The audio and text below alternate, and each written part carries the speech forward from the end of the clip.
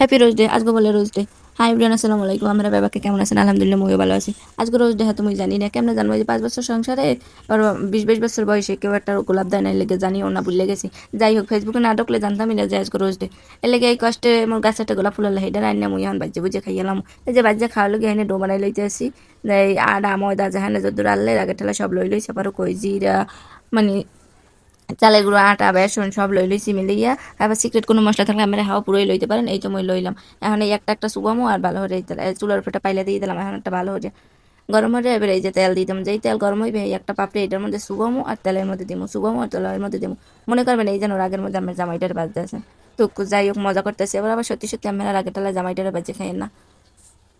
এই যে বাজারটা হয়ে গেছে, তেলের মধ্যে দিয়ে একটা লাড়াচাড়া দিয়ে এই যে বাজে উঠেছি, আর এই মুইয়ার মোর মাইয়া খাইতে আসি। এই যে মোর হইলে রোজ ডে। আর আমরাও যদি আমরা কেউ ফুল দেয় রোজ ডেতে, তাহলে এই গোলাপ ফুলের এই পাকোড়া বানাইয়া খাইয়া লাগবেন। মোর ভিডিওটা ভালো লাগলে লাইক কমেন্ট করে শেয়ার করে দেবেন, কেমন বন্ধুরা? এই যে মোর মাইয়া খাইয়া কইতেছে মজা হয়েছে বলে। এই যে, তো সবাই ভালো থাকবেন। মোর ভিডিওটা আজকে এই পর্যন্তই। আল্লাহ হাফেজ।